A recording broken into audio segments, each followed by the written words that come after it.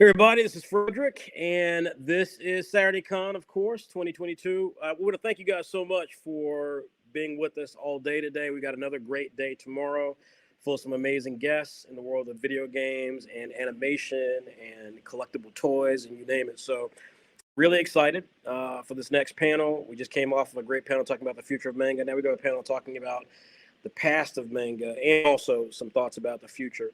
And this was somebody who I think is a really great guy. He's funny.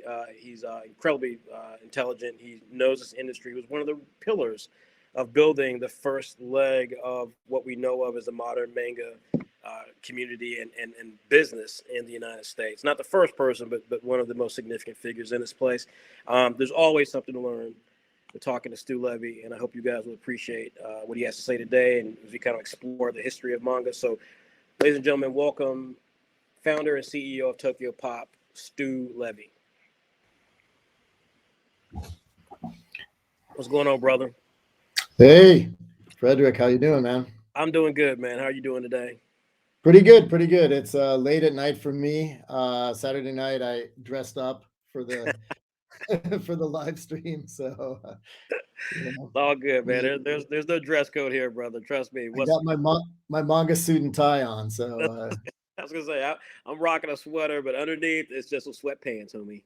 I do have my TokyoPOP exclusive cap here, so I could sport this thing. You know, that looks dope, man. That looks nice. Not bad, right? Yeah, the guys here out in our team out here in Europe made these, and I find it quite stylish. It is extremely stylish. Yeah, I like that a lot, man. We don't have any cool stuff like that yet. We're hoping to get there. We got some announcements coming, but all right. It's all about the merch. Well, that's what I'm hearing. So I'm looking to try to move in this space. I'm hearing the same thing. That's right. Well, let's get into it, and let's really start with really the first part of this, which is getting into the TokyoPOP story and how TokyoPOP came to be. When did you get the idea that manga in American bookstores and comic book stores was something that could be profitable and successful? Well, I mean, that question is a question that could initiate a 9-hour discussion. So I will do my best to do kind of the Cliff Note version. But basically, well, first let me say that this year, 2022, is a very, very special year for me and for TokyoPOP because we haven't actually announced it, but we will be pretty soon. For those of you who are not keeping track, this year is actually TokyoPOP's 25th year anniversary. Wow. Yeah, silver anniversary, which makes me feel very old, which I am, and that's cool. I was not old when I started the company, and now I am. That's what happens. So like Obama had no gray when he became president, he left, and he had all that gray. So absolutely. It happens. It happens. But yeah, this year's our 25th, and in that process, we'll be putting together some interesting activities, I think, that can kind of, look back upon sort of the road to getting to where we are in the manga business overall, and in this incredible community that's been built and growing worldwide. But 25 plus years ago, I was a 20-something and so now you guys can do the math, figure out how old I am.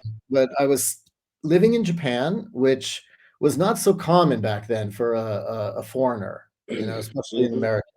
There weren't very many of us. It was very few, and most things were not in English. So, you had to learn the language, which is why I was there, and to navigate. And I was living in a tiny 6 tatami apartment, which a tatami mat is about yay big, and so basically you sleep on your tatami, you throw your futon on the ground, you sleep there, you eat there, you do everything on that little tatami. And a buddy of mine who was a designer introduced me to a manga, and he said, I want to turn this into a TV show. I want to make an animation out of it. So what is that? I don't really know anything about manga because this, again, it's hard to imagine a time where people didn't know about manga or anime, but it just wasn't known outside of Japan, really. It was extremely niche. And so I said, well, I'll check it out. What is it? I don't know. And he's like, well, here, it's this comic book. And he gave it to me, and I read it, and it blew my mind, like literally blew my mind. And I thought, wow, this thing is this what all of these mangas are like? Do they all have this amazing story and incredible art? So that one was called Parasite, Kiseiju, and Yep. which ultimately we ended up licensing once I started the company. But that was my initiation into manga. And then the next book that I picked up, I said, I've got to see if this is really a thing, or if it was just this one Kiseiju, this one particular book was amazing, but the rest of them are like, eh. So I picked up one off of the convenience store shelves. I took it home, I bought it, and I love basketball. So I picked up a book called Slam Dunk Mm-hmm. and got boom, instantaneously hooked. I bought number two, number three, number four. Sooner or later, I had this massive collection on my shelves and I loved it. I read every one.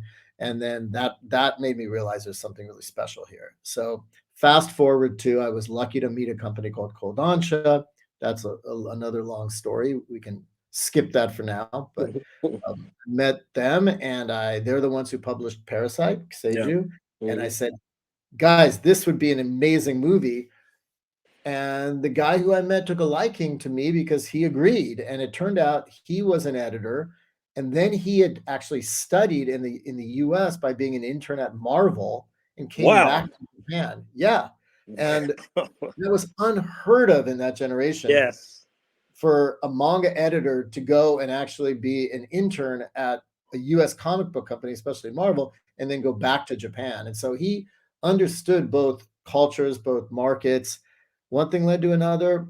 A year and a half later, I founded the company. I got a little bit of financing, and we licensed not only Parasite, but small little superhero girl named Sailor Moon, um, and a couple other titles. And we started with a little magazine, and that was the beginning. So many things there. Let me start with the first part. What year was this? This was, God, I'm really going to feel old. Probably before some of you guys were born, but no joke. But it was around 94, 95, I would say. Maybe bleeding into 96. Okay. So it was after I was there. I had gone there as a exchange student. Oh, you And did? yeah, I was 90, I think it was like 90 or 91. My first time in Japan ever was the summer of '89. That was Okay. my first time in Japan, and Yeah. I was an exchange student as well at the time. Okay. Yeah. So yeah, I did it through Duke and stuff. And so yeah, it was interesting experience. And obviously, but I had known about anime, so I'm like you. I had known about it. I was, it wasn't a thing. Don't get me wrong, but we had a Japanese friend, the family, Mm. and she was married to an American and had brought a bunch of Shonen Jump stuff over here. So I had, gotten Oh, into it. really? Huh? Okay. Yeah. Yeah, you had a leg up, man. So I mean, yeah, I mean, I was, I discovered it and then just kind of, so I knew, and I didn't even know about before then though, with Battle of the Planets and Star Blazer. So it was just one of those things where, because I was in high school, so you probably went there in college or whatever. You were when your exchange student, was it in college when you was an exchange student or? I had graduated. I was actually I went to law school and I was in my first year of law school when I went there. So I was 21-ish, something like that. Got it. Yeah. Yes. So I was like maybe 15 or 16. But my Yeah. point just being is that, like, yeah, I mean, it has been interesting to watch the evolution because when I went, right, like it was, anime manga was, like you said, it was established. But like you said, I never in a million years would have guessed that I actually talked about this in the last panel. I talked about the fact that Korean content right now is having a moment, right? They're having a moment, Sure. right? And it seems like when you really look at it, especially those of us who actually visit Japan and stuff. And again, we're not Asian, we can't speak with any specific clarity or perspective as an Asian person, but at least we've been there, as opposed to many people who talk about Japan as if they know it, and all they know from it is an anime, and Yeah. and but it seems like the reason that thing with Marvel is so interesting because it seems like with Japan they were always surprised that people like their content. Did you ever get that impression? It always seemed like Oh, they were like pleasantly. it, They're like, "My God, you like this?" We're like, "Yeah, like this stuff is amazing." Whereas Korea, yeah, yeah. they're like, "You gotta like this stuff is as good as anything you got." Like they seem to be very very aggressive in promoting their content. So what was your read about that, especially as someone who was going there and actually trying to pull content from them? Did you experience that? Did you kind of have that thing where you had to convince them that it could work? Well, it's definitely there's so much to unpack there, Frederick. I mean, this Sure. is obviously um, a lot has changed in that 30-year span. But Definitely over the years. First, the Japanese as a nation, as a people, are very humble. You know, there's something Extremely. called kinsel, and kinsel is about being humble. It's that's a admirable trait. You know, Mm. whereas other cultures, and Japanese culture is one I know very well. I am pretty familiar with quite a lot of Asian cultures. I grew up in a Korean household, so I'm basically like kind of by default sort of pseudo Korean, and it's in China in particular, it's part of the culture to be very proud of what you've done and put that out there, you know, kind of like America, you know, people Yeah. are self-promotion. But in Japan, it's the opposite. It's cancel, and you have to really put yourself down and lower yourself. And so always there was this thing, at least for a while until the content really took off. Now you don't really get this, but back then it was like, I'm not sure if our content is really up to par. There was an insecurity about it. Um, Part of it on the flip side was also kind of a pride, I would say, but Hmm. also an insecurity. And sort of like when you're an artist, and some of you guys out there in the audience are artists, I'm sure, and a writer, you know, you're excited by what you're doing, but you're also scared as hell. You know, Yeah. I'm also a writer, and you know, you look at your work and you're like, damn, that was good. Or you're like, ooh, that's terrible. But Hmm. at the same time, when you do finally put it out to people, there's just, at least in my case, and I think it's pretty common, you just get completely taken over by insecurity, you Yeah. know? No question. Yeah. No, no, I agree 100%. I think it's just always so fascinating. And again, I agree with you that it's changed, but it was always so fascinating to me. 'Cause I remember when I was a student there, and I remember even when I was an executive and I was trying to get content from Japan, you know, in the video Yeah. game. I just remember always thinking, I was like, man, like this stuff is like, if they only knew what the people that I talk to in the States think of their content, it was, I mean, you'll remember this. Capcom today is like an artist, you know, like learning, like every artist, like every good artist knows Capcom. But back in the day, like trying to convince people that Capcom was like this revelation, like Akimen and Bingus and the work they did on the characters of Street Fighter were like there was nothing like it in America. Like it was just, it was so bizarre and so awesome and such personality. Now it's a given, but like back like just 20 years ago, like it was like pulling teeth to get people to recognize the brilliance. Maybe 30 years ago, but it was hard to get people to recognize the brilliance of just Japanese artistry in that particular way. Not fine art. Fine art and music was always a staple of Japanese culture, but anime and manga has really evolved to where it's become accepted and become really recognized as the art that it is. It seems like when you were getting this content and you were looking to bring it over. So with taking all that into consideration, why? I mean, obviously you saw it. And you're like, there's nothing like this in America. But what part of that then enabled you to say, but this is going to sell in America too, right? Those are two different things about what's cool versus what can sell. How did you make that move? Because again, Yeah. you broke retail in ways that it had not been done for manga in a serious way before. Yeah, but it was really hard, and I was frankly naive. You know, I thought when we started that it would sell way easier than it ended up selling. It was super hard process, and a lot of that, frankly, was arrogance on the buyer side. Like I remember certain meetings that we had, and you know, we were lucky to even get the meeting in the first place. And then we go in and we show this is what we have. It's this content. It's called manga. It's from Japan. And actually, we weren't really calling it manga in the beginning. You know, we were trying to make it easier to get into the market. So, you know, we Mm. were calling it, you know, a kind of comics. But in fact, I don't know if anybody knows this, but in the very, very beginning, we had our magazine was called Mix Zine. You know, before we were TokyoPOP, we were Mix. And the whole point was a mix of culture, a mix of entertainment. And we had a little tagline that said 100% pure, motionless entertainment. And we were trying to position it as not just a comic book, but actually film on the page because manga is like storyboards. They really flow. Mhm. They're so dynamic. It jumps off the page, and so we try to position it that way. And then we'd go into these meetings, and people would be like, the buyers were like, "Why would we want to bring in Japanese entertainment? We have Hollywood. We have all the content we need, the best in the world. We Mm. don't need this content." Right. And we got that rejection time and time again. And honestly, the thing that allowed us to finally get like a foot in the door and blow the space up was Sailor Moon. Yeah. There was enough grassroots desire for Sailor Moon. And then at the time, eventually, because it was off television, it wasn't on television, and a company called Deke, which was a subsidiary of ABC, which was a subsidiary of Disney, was putting out the video.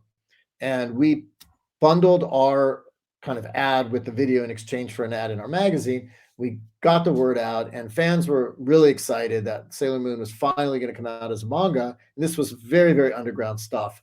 And then Cartoon Network decided to put Sailor Moon on TV, and that broke it open. It allowed us to get into some retail shops, Walden Books being kind of the first one.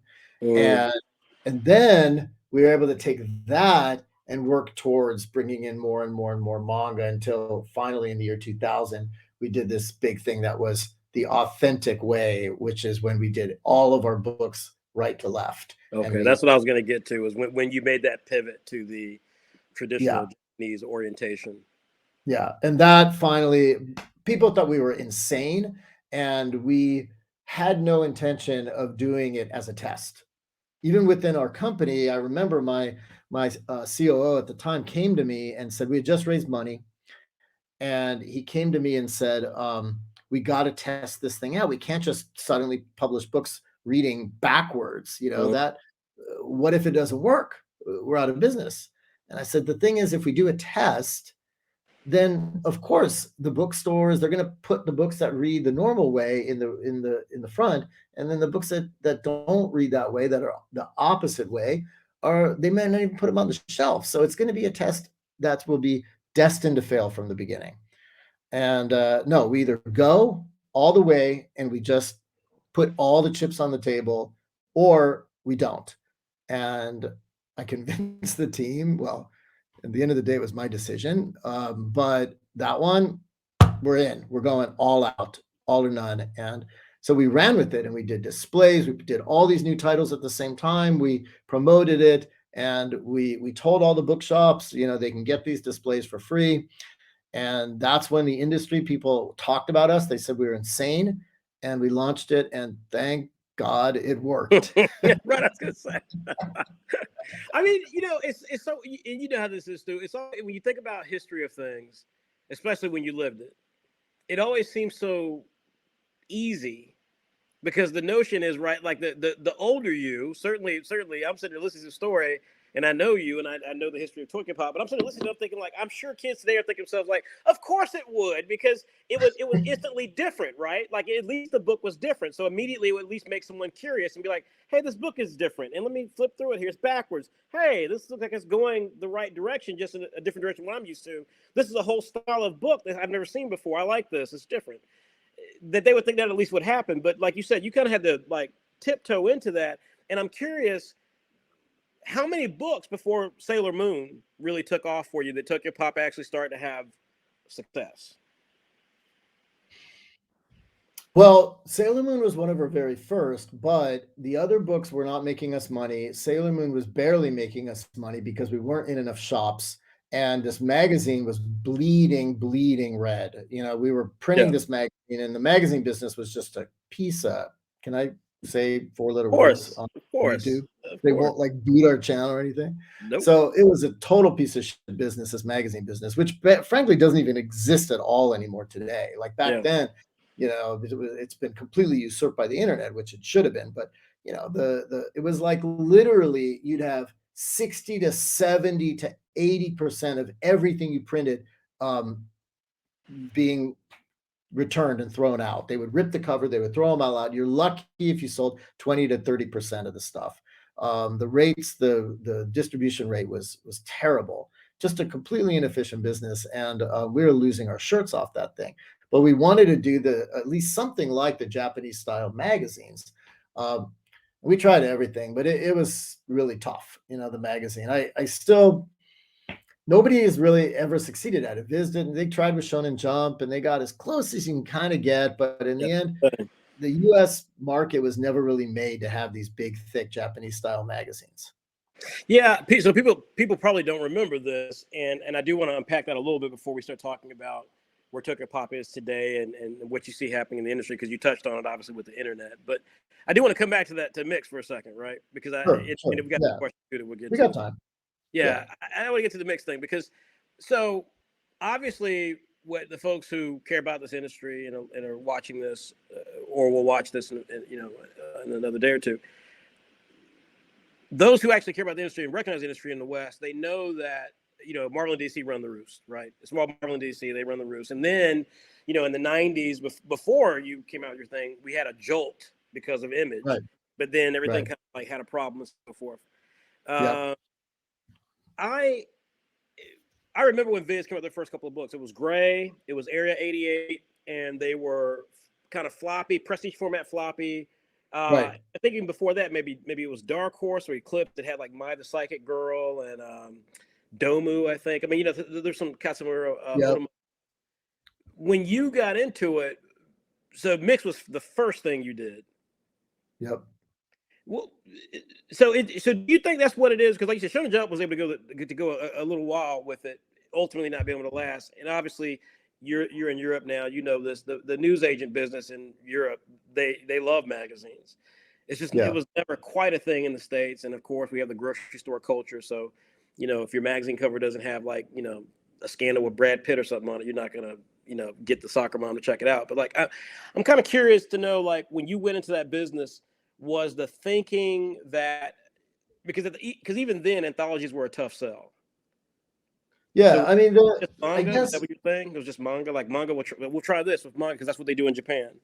it comes down to naivete over and over again. Just believing in the content. That was the thing that drove me, and had a very tiny team in the beginning, but all of us were passionate about the content, and that this content, if it could just get to people. We're Americans, so we're like, it's not like the Japanese creators or the people in the industry there were trying to export it out. Later I remember one time I was being interviewed by NHK in Japan, and the producer was saying, we want you to say that it would have been that it's a waste that this wasn't done by Japanese person, like Nihonjin janakkya mottai nai. They wanted me to say that, but it was like, I don't think if it was a Japanese person trying to export it, it would have been the same. We were super confident in because we were just enjoying it as Americans. If we liked it, why wouldn't everybody else like it? It Yeah. was just so obvious.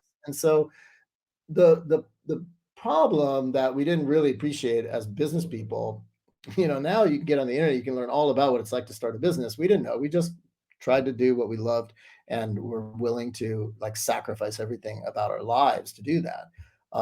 And we didn't realize how hard it was to get past the gatekeepers.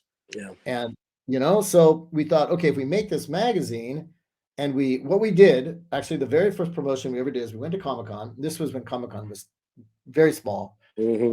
Not quite when it was in hotel room, but it was, it was 25 whatever years ago, and it was just a little part of the convention center. It didn't even take up the whole convention center. It was just one part. And so we had this tiny little 10 by 10 stand. What we did is we didn't have any money, so we couldn't make like anything fancy. We went to the beach, and we took a bunch of buckets. We filled them up with sand, put them in our trunk. We went to the convention. This is like before like unions would stop you because the show was so small. We brought the sand into the booth, made a little beach, put up couple beach chairs, and a little swimming pool with water in it. And we kicked back in our Hawaiian shirts and shorts, and we gave out thousands of copies of the magazine for free. We just gave them out. Yeah. So we didn't spend any money really on the booth. We spent the money on the magazine. We're like, let's get the content into people's hands. Yeah. And that was really most of what the emphasis of the company always was, is we don't know exactly how to get the content to people, but we know once it reaches people are going to love it. Yeah. And real quickly, Mix at the time, what were the comics that made up the magazine? Well, we started with 4. Mm-hmm. So it was actually 2 sort of not quite shoujo, but more aimed at girls, and then 2 that were more like, shonen, maybe even seinen comics. And so that was Sailor Moon, and Magic Knight Ray Earth Yeah. by Clamp. So those are the two on kind of the more female side.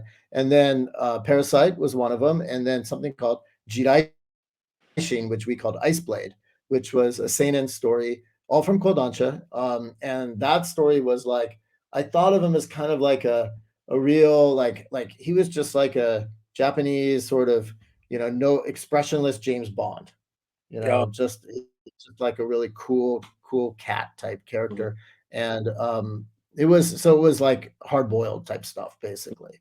So Very eclectic magazine. very eclectic magazine, and that's why a part of the whole thing of mix, it's like you may not want every single story, but pick it up and check it out.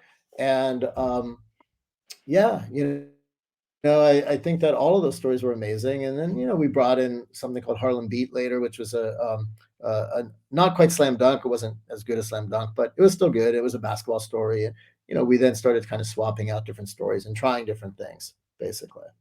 So you went in and you thought, okay, look, comics right now or manga distributed this way in Japan. We'll try this here in America. We'll do a couple of titles, see if that can connect. If people just see how awesome the stuff is, because again, back then this stuff was not readily available. The few things that were available was like one creator. We're just talking about this. Like Takahashi was like it for a while for like manga. Sure. And there were attempts, right? There were attempts, but like she was the only one that really kind of had a stability in the West. And and so you were like, yeah, I'm going to bring in like because at one point I remember you had like because there were like 3 magazines that attempted it. It was Mix. Was it like Raken or Raiden or something like that? Yeah, that was a bit later. That was a few years later, actually. But yeah, there was Raijin, and then I think there was Viz tried a few different things over the years, even before Shonen Jump. I mean, they had their America, which they didn't really. That wasn't really a manga magazine. That was more like informational. But there were a few kinds of. I think the main difference with us was we like we were not a comic shop company. We didn't really know the comic shop world, and we didn't come from that world. And so ultimately we distributed to them because when you start dig into it, you find out pretty quickly about it. But it wasn't really the goal for us. We wanted to be as mainstream as possible because we didn't think it was a siloed form of entertainment. We thought the content that we're dealing with and that we love is everybody's going to love it. Like we didn't think niche. We thought, why wouldn't everybody? Maybe age wise, some older people wouldn't get it, but like everybody who was like 25 and below, like, yeah, they're going to. This is why I like talking to you, because like was the part that like you and I understand really well is that you were right. Like I mean, like the part you were right. You were early, but you were right. I mean, honestly, it's like it's just a matter of taste. Today. It's not like all I really had besides really I have extremely strong willpower and I have good taste, but I don't have good taste because I'm special. I have good taste because I'm honest. And I think people go, and I'm not just talking about manga, I'm talking about whatever, like food, music. I remember when I first heard Kanye West, it was like really in the very beginning, like his first song, and then that first album, I listened to, I'm like, this is special. Like this guy, I've loved hip hop for years and years and years. Like I used to break dance outside my high school to Grandmaster Flash, so I'm old school. Yes, But when I heard Kanye West for the first time, I was like, this is special. Same with Eminem. The very first thing way back in the day I heard, I was like, this is special. And if you just let yourself kind of be honest about things, then you can sense when something's really special and good. And so for me, it wasn't like I just found the shit, like, I mean, I can't really take credit for anything other than like, I found some shit and I loved it and I brought it out and of course people loved it because it was great, and so, yeah. Well, I mean, I guess one of my point is that like, one of the things I tell people all the time, again, this better than anybody, is that there is so much manga in Japan. They will never see stuff that will have a run in Japan, and the creator will, buy a house off of that or raise a family. but they'll never be famous. They'll never, I mean, famous in terms of global success, and they'll Yeah. never be a title that sells like like gangbusters and gets anime adaptations. But they still had a living on it. They were able to. They were a salary man in comics, and the thing about that type of proliferation, that type of penetration of the marketplace completely in that region, that country, is Yeah. that human nature says that, oh yeah, well, like like this is clearly there's an artistry here, clearly some good stuff here, and if we just expose it to more people, people will get it. And the challenge, of course, was that the U.S. just never embraced retail consideration to that degree. The comic book stores, were beholden to superheroes and really Sure. maintained it. Really Yeah. maintained it. I mean, they were. I mean, I was at Comics Pro a couple of years ago, and this guy named Brian Hibbs made this. He made this wonderful speech where he talked about the fact that, like we're the reason Deadpool's a movie, and I'm like 100% because I didn't give a damn about Deadpool, but you guys kept him alive and kept Yeah. telling the kid that went in there he was great. But so the fact there's so much content there, but being able to make the decision on something like Sailor Moon and Parasite, titles that became very successful, being able to a Magical Girl Night Rayearth, being able to pick up the other titles that you picked up for TokyoPOP. I mean, the fact of the matter is, again, is that like you knew your taste was dead on. You knew what audiences would think, and the issue and what the challenge you had was trying to convince the gatekeepers Yeah. that Yeah. they to try this and give it a chance. And when did it finally? Because obviously there's that first era of manga, and obviously we're in a different phase now. But when did you feel that you had started to really break through? And obviously not just you by yourself, but when do you feel like things had finally started to change? Yeah, I mean, definitely we did it, and that's the thing that all of us former TokyoPOP people. I mean, the current team was not the team from back then. There's a lot of TokyoPOP alums out in the world. We've been through ups and downs. If those of you who've read about us or watch videos on the internet, you can hear all kinds of stories. People on the internet like to make them seem scandalous, so don't believe all the BS. But in general, there's been a lot of ups and downs. And if you ask any of the alum from the old days, I mean, the we hit a stride, and it was all when we did this authentic manga right to left. We did a few things, I think, which really busted it out of a kind of a ghetto category. And I mean that it's almost, Yeah. it was like it wasn't even really that. It wasn't even being recognized. That was it was just it wasn't not even getting its own section. And I mean, that to me, no. that's the ghetto. Like when you don't even get your own section in a store, and they just bury you like in some area that you don't necessarily fit, but they're just like, it'll be fine here. Yeah, I mean, it's like a ghetto. It's like they don't care where you go. They just No, you they don't didn't even care. matter. It was not. It was content that was absolutely irrelevant to the gatekeepers. But when we did this program and we paid money because we just raised some capital, because we were able to tap into the pride of some Japanese VCs that were very, very excited by the thought of maybe this could be something big. And so we raised money. And we used that money to build the company. And one of the things that we did is we spent the money on marketing and retail. So we borrowed. There were a few things we borrowed from other industries. One was the actual packaging. And this is kind of in the weeds. If it's too in the weeds for you guys in the audience, I'm sorry. But basically, up until that time, whether it was Viz or Dark Horse, or people who had been experimenting a little bit with manga in that kind of ghetto way, it was different sizes of books, and the price points were all different. So it was already confusing. And I was watching, we had become, in my company, we were doing multimedia back in Japan. We were doing like CD-ROMs, and we were an early Sega Saturn and Sony PlayStation developer. We had signed up, and this was out in Japan. And we saw how Sony, like they're the guys initiating this with Sega. They had done the Nintendo way, and they had made all the PlayStation titles the same size, the same package, the PlayStation Stripe, like all these things. And we said, that's what we need to do. So we took all the books, we laid them out on the table. We said, what's the middle size of everything? We said, we're making all our books that size. Made them all that size. We put TokyoPOP's brand on the side of everything, made them all $9.99. That was the price point at the time. And we launched it in these displays, which was another thing that our head of sales had come from like Best Buy, like that. So he knew about these displays that people would put in the stores.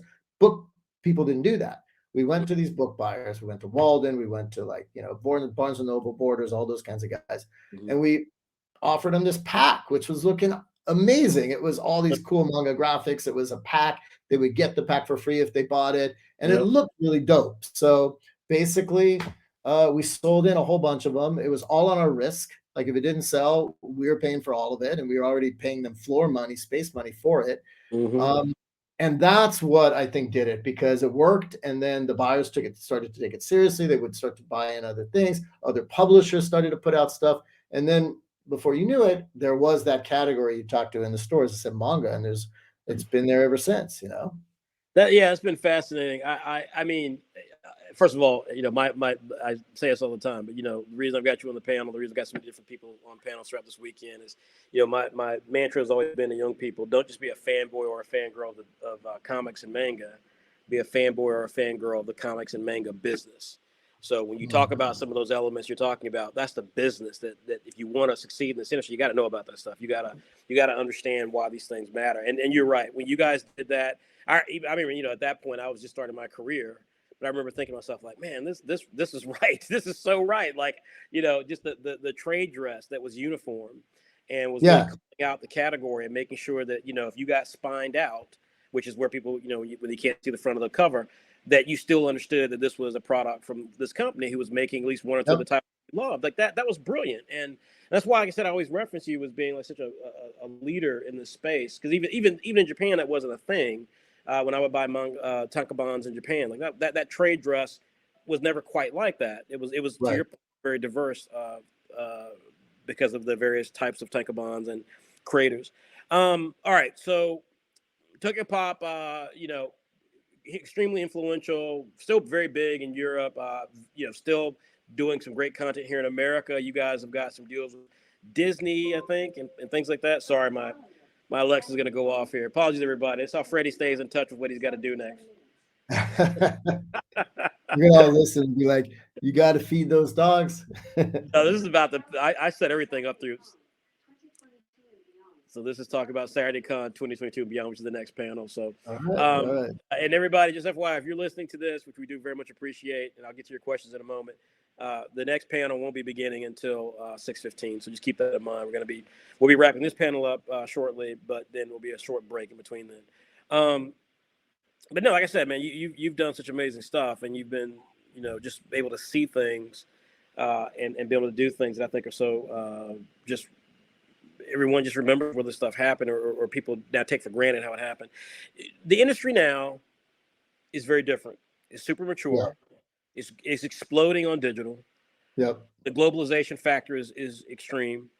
You've got, one of the TokyoPop's things that you guys also brought to the table was taking that format and taking the visual language of manga, which I've talked about as being akin to this generation, the generation right before it, and the generations to come, as being to those generations what Jack Kirby was to American comic books and pop culture. You Yeah. know, kids growing up since the 2000s, manga is a visual language. When the minute they see it, they know what it means. They feel certain things about it. Yeah. What is your read in terms of where things are going today? Because one of the things that you did innovate as well was licensing. You brought licensing to manga in the States to help it continue to expand the category. And I'm not talking about licensing Japanese content.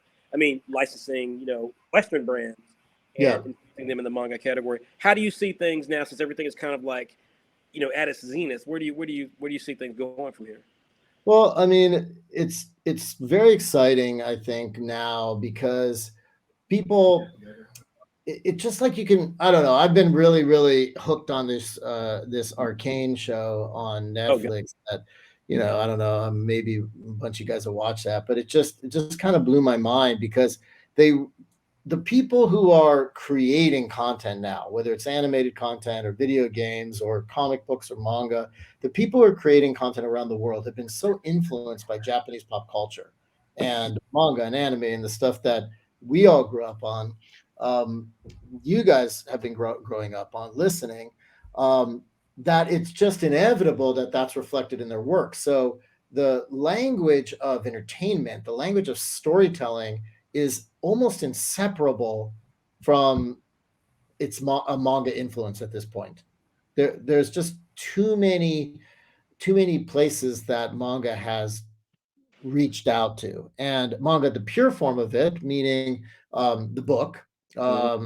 not only pure in terms of it has to be Japanese. That's like a whole big argument that Yeah. people can have. But I think now at least it feels like a lot of people have accepted that just like you can rap if you're from the Ukraine That's and right. be That's right. really good, Mhm. manga you can be from the Ukraine and make an amazing manga. Like Right.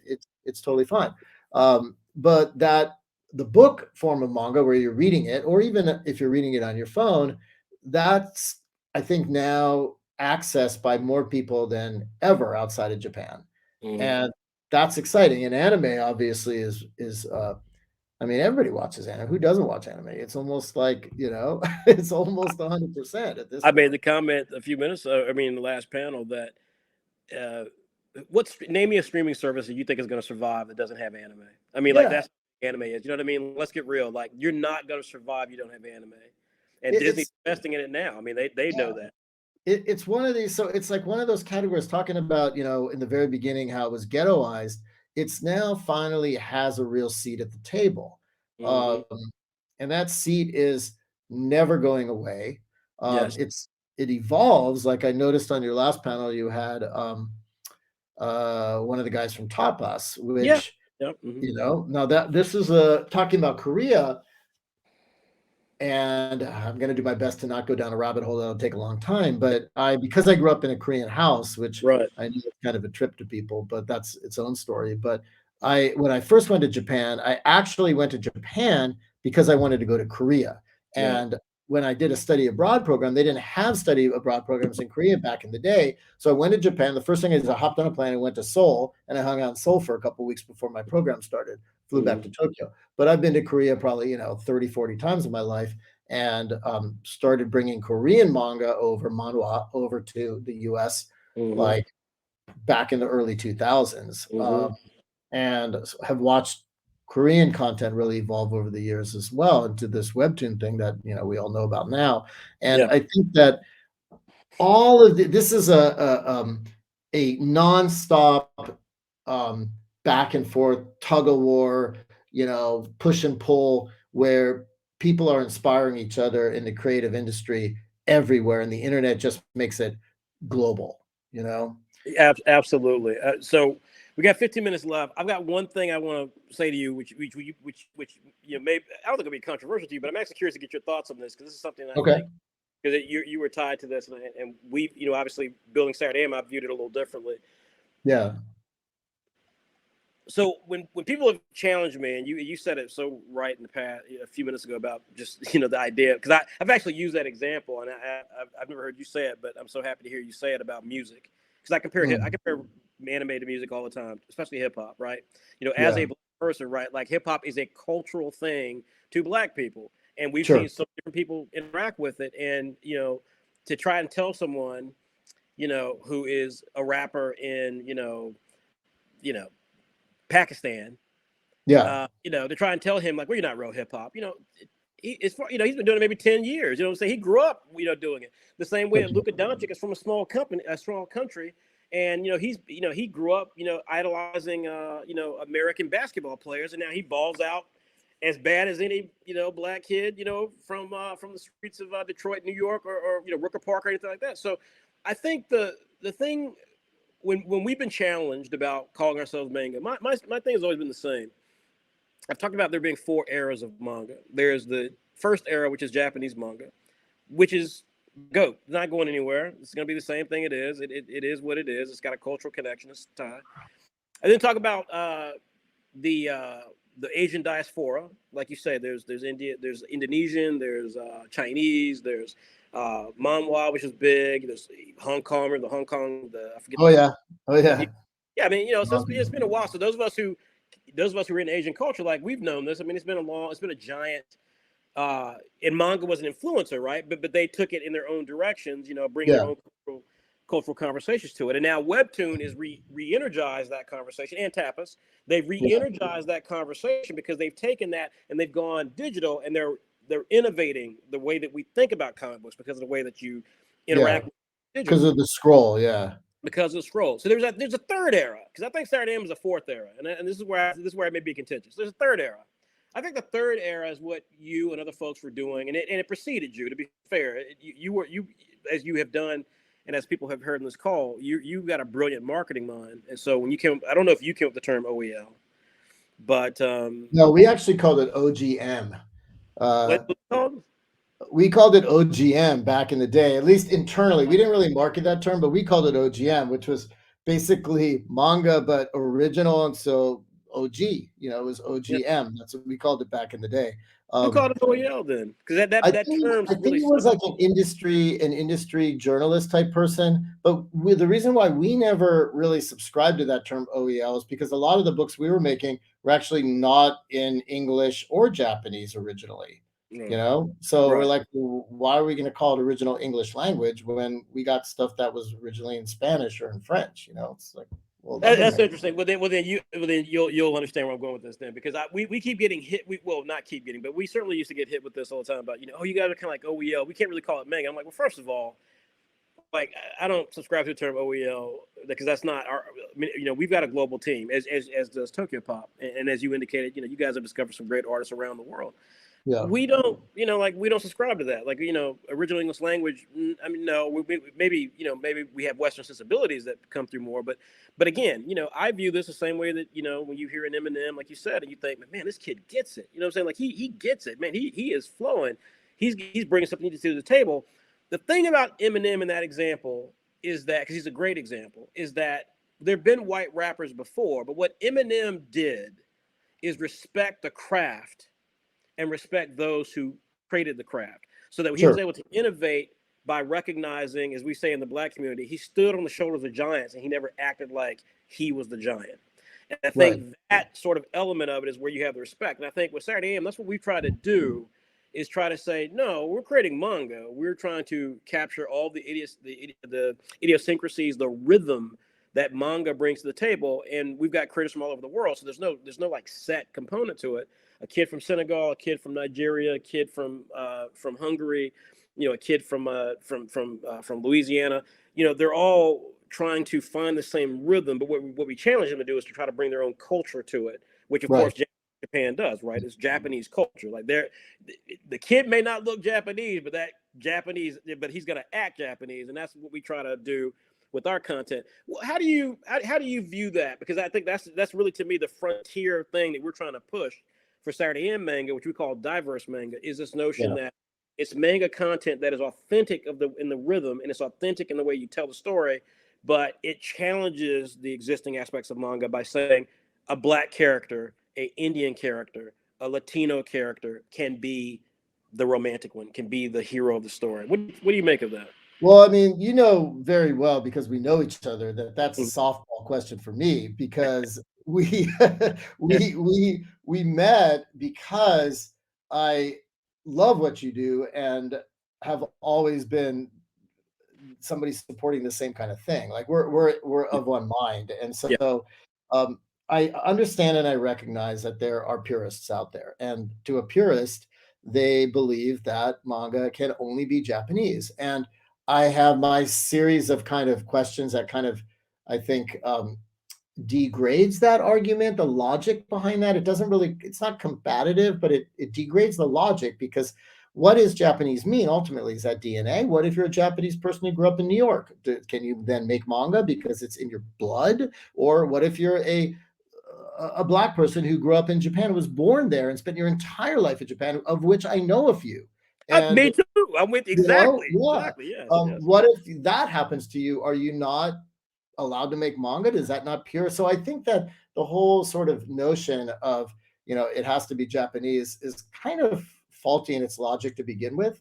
I think, as you mentioned, the most important thing is certainly environmentally, the market in Japan grew in a very nurturing way, so that anybody who was there in Japan, I mean, it's amazing when you walk down the street in Japan and you meet someone. You can meet a 10-year-old and you say, draw a manga for me, and you would be amazed. Anybody, I mean, obviously I'm exaggerating a little, but seriously, most anybody can draw and just blow your mind. You're like, what?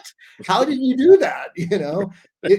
it is so ubiquitous and has penetrated that society for so many years now that certainly the power of manga from Japan is awesome. Just Yeah, like the power of hip hop from the Black community is awesome. absolutely. You know? No, That's no, that's absolutely. I've compared it. You'll love this, but I've because you and I are so many things you and I have the same sensibilities on. Like I've said this about manga in Japan and in the Philippines, Stu, the Philippines. yeah, You're right. I mean, you can stop someone on the street, and what they can do with illustration is mind blowing. And I've compared it to like if you were to go to Brazil for a soccer player. I mean, it's like I don't know what they do, I don't know how they grow it. It's so natural. right. It's so natural, and it's so dominant.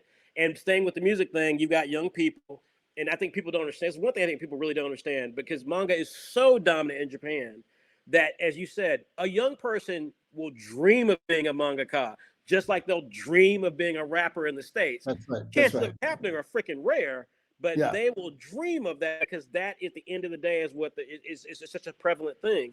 So Yep. I'm with you 100% on that, Well, man.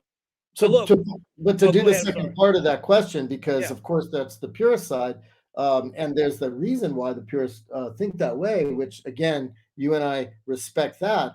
And yeah, then you talk about the extension, you talk about the expansion, you talk about the influence, and you look at, like you said, people all over the world who have lived, breathed, eaten this stuff growing up. And when they put that spirit onto paper or onto the screen and they draw and they tell their story, even if it's not 100% the same.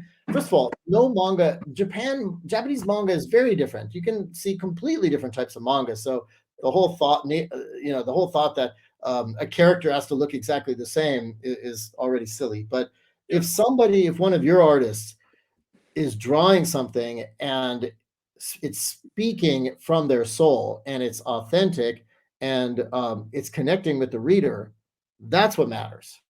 exactly. That's all No, that matters. I totally agree. So, Stu, we got the last 10 minutes here, and I'm going to take one quick moment because I had to come upstairs, get in the home office because I just saw my parents coming here, folks. This is what live video does. Parents are coming here. My dog is going to have a fit because she loves my parents. So I need to I get love straight that. so I don't interrupt you. So give me 1 second. I'll be right back. No, Sorry, I everybody. want to see that though. Actually, don't you guys want to see that? I want to see the dog like jumping on his parents and like tackling them. We were at a Thanksgiving, and my sister's family has this big dog, and I have a 2-year-old boy. And it was just an accident waiting to happen. He's the kindest dog, but he doesn't really understand how big he is. And my little boy doesn't understand how small he is, and they're both super outgoing, and they played together a lot. And at the very end, the dog kind of boom bumped him, and my boy whacked himself, and then there was bleeding and this and that, and we ended Thanksgiving in a little bit of a challenging situation. So dogs can do that kind of thing, but we love them. So I guess I'm solo right now for a few minutes. I would love to know who you guys are, and like if you guys have questions. Oh, here we go. There's Val Ribbity. Big dogs who think they're puppies. Yes, they are the best. They're so cute. And then they're like, wagging their tail, and then the tail whacks like the nice china in the house, and then boom, it shatters all over the ground. But yeah, they're adorable, adorable. Every dog is a puppy at heart, as are Yeah, we. I am a puppy at dude, heart. I'm with you. I love my dog to death, but she is something else. This has been one hell of an experience doing all these things today. All right, so while that's going on, then and they're gonna probably come downstairs shortly. Let me get some Cat questions to you here. thumbs up to cats. But speaking of my sister, she actually started her own business a couple of years ago. I'm just chatting with the participants, as they're called on my screen. Oh, cool. And she started her own cat hotel. Is that crazy? She has 24 suites for cats out in California, and they're full all the time. People want to put their cats up in a nice place when they leave town. I'm thinking about the same thing with my dog. When travel does start back, with everything that's happening Saturday, I'm going to have to start trying to figure something with my dog besides just my parents. But let me give you this right here. This is a question I wanted to ask you myself. How do you Okay. think subscription models will affect the rise of indie manga artists? Oh, from Val Ribbity, who we were just talking about the big dogs being puppies. Mhm. God, that's such a good question. I subscription models, and like, first of all, for the consumer, for the think about Netflix or Spotify. I love my Spotify subscription. I'm like, it is honestly, someone just like, if I had a genie and I rub the genie pops out and grant me one wish, I'm like, I want to be able to listen to any music in the world ever from any time and only pay $9.99 a month. Genie be like, no, that's that's not possible. But Spotify does it. It's amazing. And Netflix and these other, now we got Hulu and Disney Plus and all that. It's endless what you can do. And so I think from the consumer point of view, if we have a true subscription service that really has all the comics, manga in the world, it's good for the reader, but it's always hard then, because from the artist point of view. But the thing is, if you're creating a manga or a comic and it's not hitting for whatever reason, and the reality is only a few hit and a lot of them don't. Mhm. The sad truth is you don't really make money. You can't make money even if it's not a subscription service. And so in my opinion, you have a higher chance of actually eventually making money because it's on there and people can try it and read it. They only lose their time. They're not going out of pocket. So basically, I think it's a good thing for the industry, but I understand that it's also not like music in that there's not repeat plays. You don't go back and read a manga over and over and over. I mean, if it's your favorite manga, you might, but it's not like Spotify. I'm playing the same playlist that I love over and over. Those artists are getting paid every single time I listen to it. I wish we could have that in the manga business, but it doesn't exist right now. The to that point, there's a question here, also from Val Rippity, about where did you get your funding at in the beginning? Because obviously, as you just indicated, that's one of the big questions here, is being able to fund the operations and being able to put in a position where you can actually have these folks come in. Yeah. Well, my funding was not really unique, but at the end of the day, it was kind of angel investors. And I was already in Japan. I was already putting this together. And a good friend of mine was somebody who could represent me to go raise some money. And I had already gotten the okay from Kodansha to do the first few titles. That was a requirement to raise money. And in Japan, I went out and I did these meetings, and some angels came in and they pulled their money, they invested. I mean, nowadays you can do crowdfunding, you can do syndicates, you can put out an offering to qualified investors via syndicates. There's a lot of things you can do to raise money in today's world, more than you could back then, but you got to have the right business plan. It also depends if you're raising money as an entrepreneur or if you're raising money as an artist, if you want to make your first manga. And I think for that, definitely Kickstarter is a great place. I think Kickstarter is pretty amazing. Not perfect, but it's great. So yeah, I would, go shake trees, but pay your dues too. Like I slept on the floor of my office I had a little space and I borrowed a little space in a buddy's office, and I slept there for a year in Japan. I didn't even have an apartment because I couldn't afford it. So, I'm a big believer in paying dues and not, I went to Silicon Valley, I got, $20 million and I got a big water fountain in the lobby of my office. Like, I don't think that's how you make it in business. I agree with you, and Lord knows when the book is written on Saturday AM, the things I have had to do just to be able to get by. Especially with the killer, of course, is when you've got earning. When your earning potential is high. When you left career and you're like, I could be doing anything and be making more money than this, and why am I doing this? Story of my life, Frederick. Story of my life. Yeah. Yeah, that's what we do in this business. We've been bitten by the bug. We're addicted. We've got a virus, not COVID, but our own version of COVID, Mongavid or something. And we just can't leave it. Even though I'm a lawyer, I could have been making a lot more money than I've had throughout my career. But I am proud of what we've done. I mean, we've bridged cultures in our life, and that's pretty cool. Stu, man, that's actually a really really nice way to wrap that, man, because that was really beautiful, and I agree with you. Like as I said before, I hope the folks watching. There's some more questions, but every panel's had tons of questions that we've kind of got to keep things on the track here. I've got to, like I said, get down to my parents here, but I'll say this, Stu. Like I said, obviously I hope you and I can work together at some point in the future. Definitely hang out at least sometime.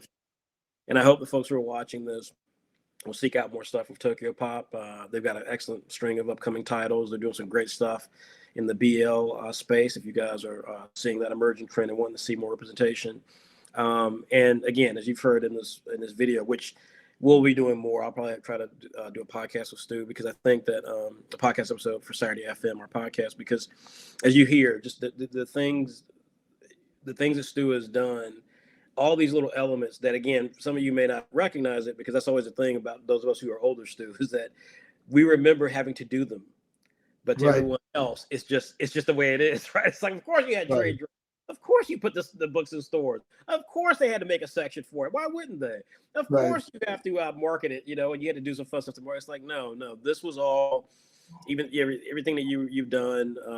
Like I said, licensing, again, getting some of the manhwa titles, getting some of the Disney titles early on. I mean, those things are so informative for where the industry has gone today. That, like I said, I think it's always important to try to recognize the things that have happened in this industry and the people who've helped bring it there. And so I would, personally want to thank you for just doing so many great things. I mean, you're a little older than me, but not super old. And so, like, for me, like, I was watching this as someone who was about to enter my career and thinking, like, man, that's smart. That's really smart, and Thanks, but many young people, man, you've inspired them. So big shout out to you, bro. And I really appreciate you. Fred, and congrats to you for putting all this together, what you've been doing over at Saturday. I've been watching you a long time, had the app as soon as it came out. I mean, I love it. As you know, we've been talking for a long time, and I know we're going to be working together in some capacity in the future. Definitely. And best wishes to everybody out there. Whatever you guys try to do, just don't give up. Keep going, keep pushing. It's all about willpower. Awesome, man. Stu Levy, CEO, founder of TokyoPOP, legendary figure for manga and comics here in the West. Do stay tuned, folks. We will have a podcast interview, I'm sure, with Stu. Stu's schedule, of course, permitting, because there's so much more stuff I want to talk with Stu about, like NFTs. No problem. Yeah, I would enjoy that. I'll hit you up on that, brother. We'll have a bit more time. Thanks, All right, man. Take care, everybody.